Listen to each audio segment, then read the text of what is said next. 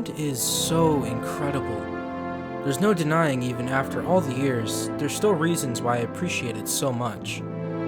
Yet it's a very difficult game to truly describe, so I thought the best way to encapsulate it was to dive deep into why the game is so beautiful and why I keep coming back to it.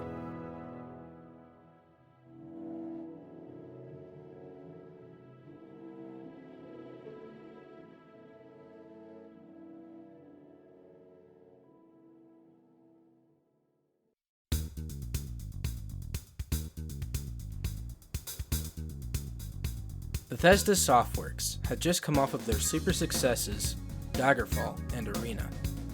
Unique for their time by having extremely large fantasy worlds where you could do anything you wanted, even ignoring the main quest. Largely inspired by D&D, and the Ultima series. Both were not bad games in their own right, but they weren't exactly the most responsive.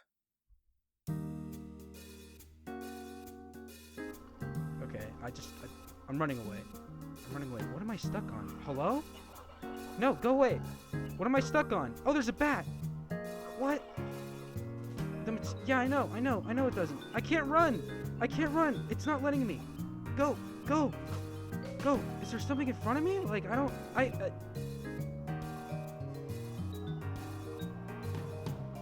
What?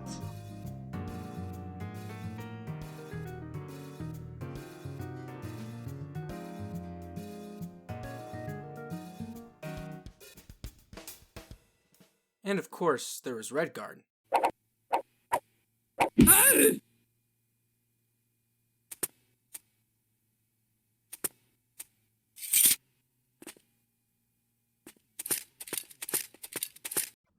was a fucking mistake! However, Bethesda was facing near bankruptcy, and the team wanted to try something new for what could be their last game ever. They slowly but surely began to build a new project right after Daggerfall. And with the advent of 3D graphics and games that were becoming slicker and easier to play, the project was set to be ambitious.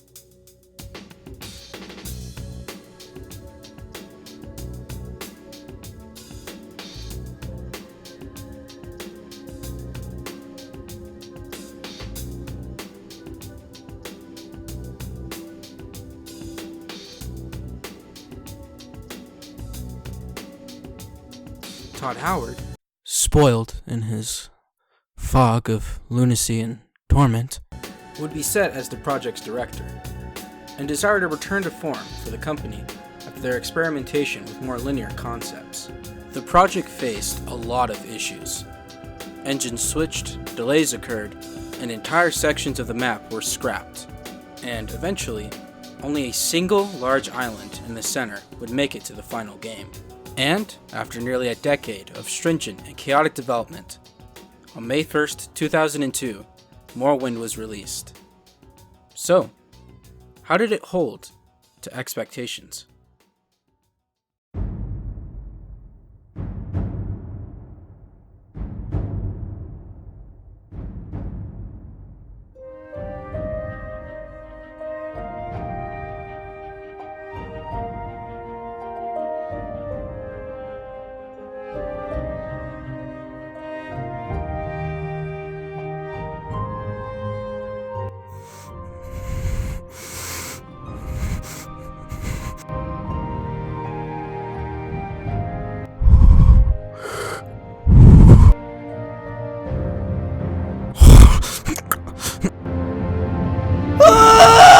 I'm just gonna say this now, the soundtrack is stunning.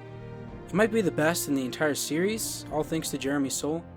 So it's gonna play in the background for the rest of the video, just so you can hear how great it is. Anyways, back on topic. The most apparent change from previous games in the series is both design and fidelity. The use of 3D is much more mature and shows a level of intimacy with the engine. Houses actually feel lived in, environments have a level of ambience that are truly immersive, and the look is just generally much more polished. For its time, Morrowind was groundbreaking in the visuals department. The use of lighting, the environmental detail, it was one of the prettiest games on the market at the time. Even now, I still enjoy the visuals of Morrowind. The fog, the sunsets, the character designs. It gives it an almost timeless feeling for me. Alongside the new visuals, the UI got a massive facelift, feeling much more utilitarian and modern in comparison to the previous scrolling, overly designed menus of old. Now everything is quick and easy to access. If you want to use or equip something, you simply drag and drop it onto your character. If you want to get rid of something, you drop it outside the window. Simple. If you want to use a magical item or a spell, you can hotkey it, or quickly choose it from the magic list. Descriptions for races can be directly seen in the menu instead of the preamble to character creation in the last games. All of your character's stats and skills are set to the side, taking up the perfect amount of room to not be too obnoxious to the more important inventory section. A journal was introduced. Poorly. Both updates it's not a problem at all and gives much needed personality to the player character, and also adds a level of investigative life to the quests, as there are no quest markers and you simply have to go to objectives via directions that are described to you. The journal is your lifeline with the world. It gives you purpose. And what a world to be connected with. The alien landscapes of Vardenfell are often the most striking aspect of Morrowind when people bring it up.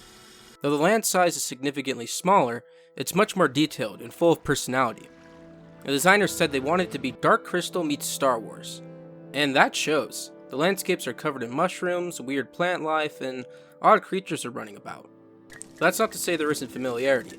Towns like, say, Pelagade look like they came out of Daggerfall, and while there are others like Aldrune that could fit in on Arrakis.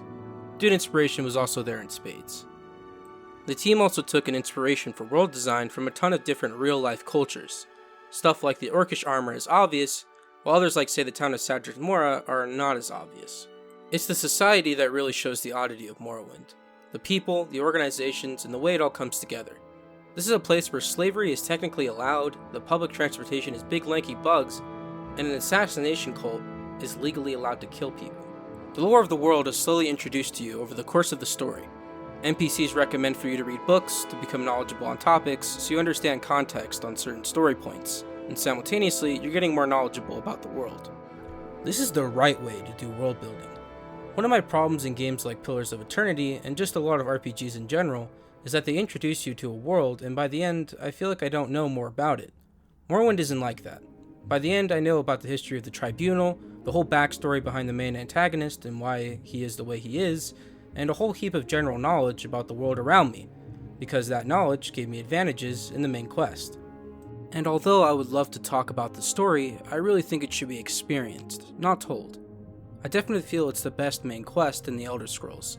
It's the most thought out, the most unique, and the most interesting in my opinion. But that aside, for wanting the world to feel alien, they nailed it. Few games give the true feeling of a stranger in a strange land better than Morrowind.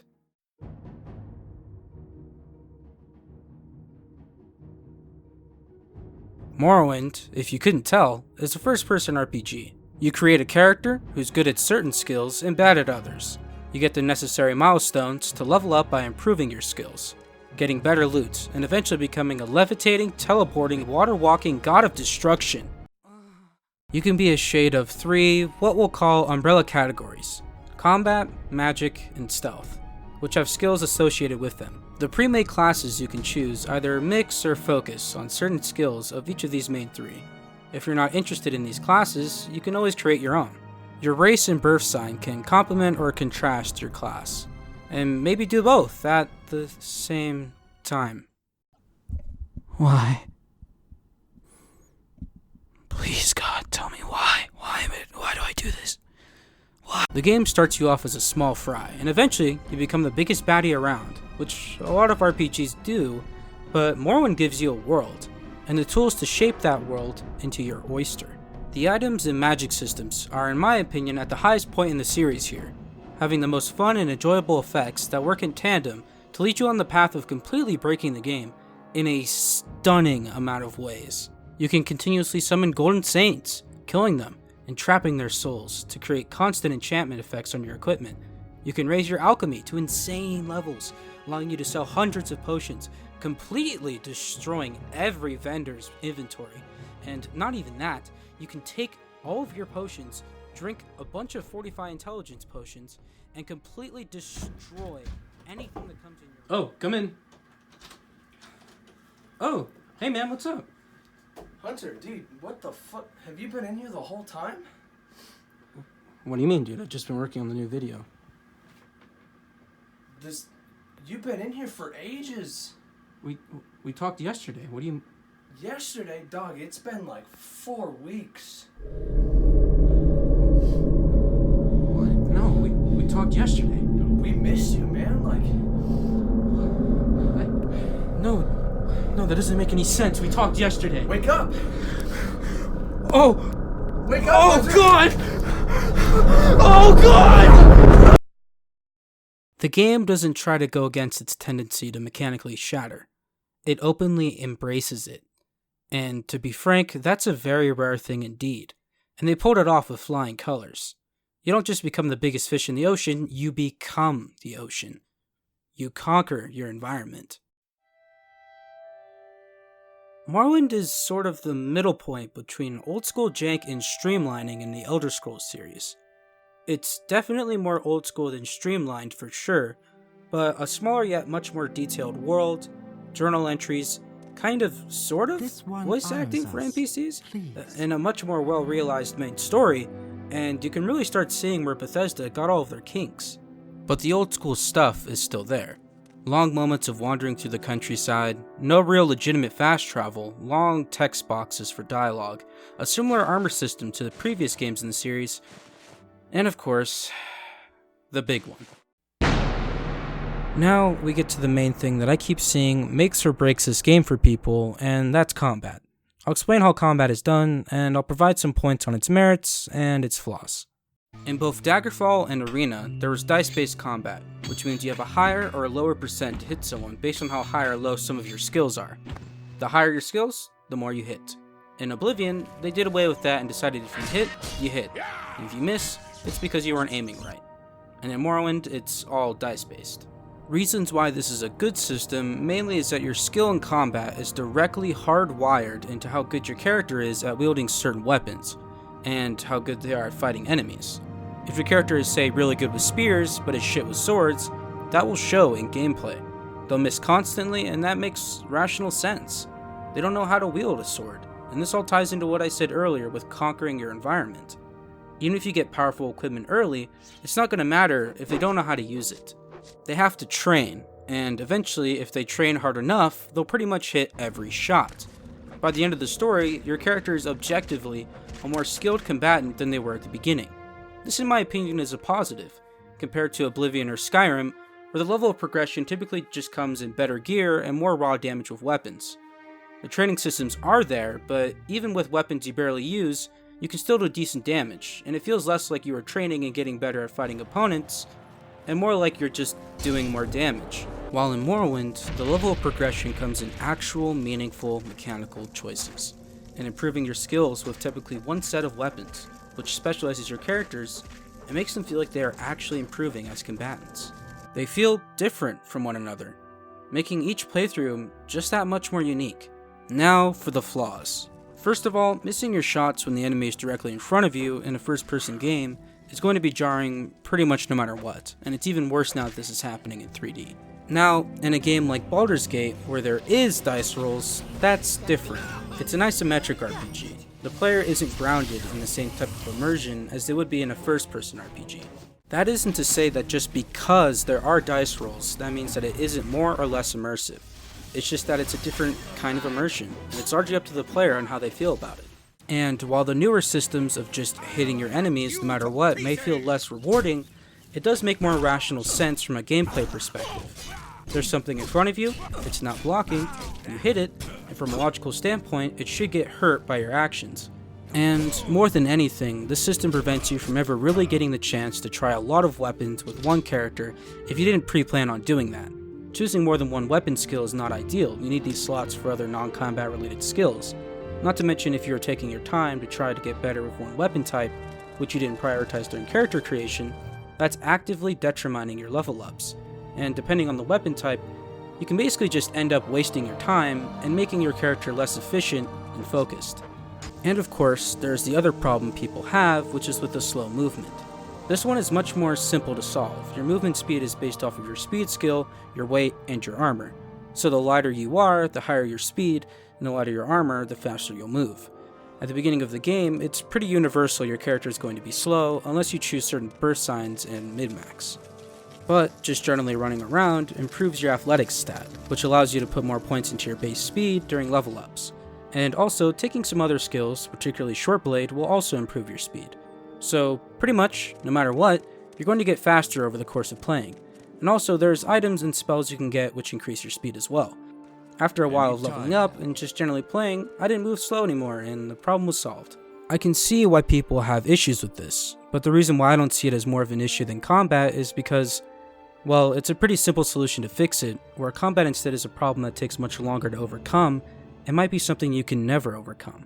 Personally, I don't mind either of them. The combat doesn't get on my nerves, and the movement has never really struck me as a legitimate issue, and I see both of them as a means to show improvement in your character, and just how much more powerful they are as a person by the end of their journey.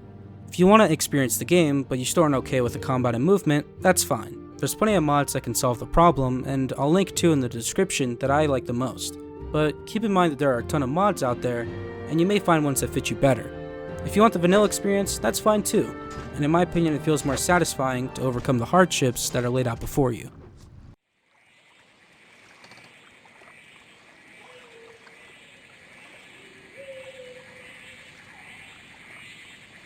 There isn't a single game like Morrowind, and there probably never will be. The world building, the atmosphere, it's what separates it from any other game. It's bizarre and beautiful all at the same time, and saying that really just makes me want to experience the adventure all over again. I do have criticisms. The guilds don't really feel fleshed out with that many interesting quests, and in general there's a lack of plentiful, solid quality side quests in the game, but they aren't awful by any means.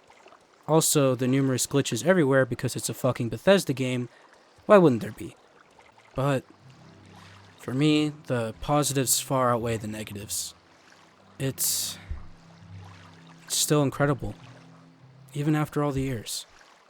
I highly recommend you check it out. You can get it on GOG with all of its DLC, and it's not that expensive. I think that about wraps it up for this video. Thanks for watching.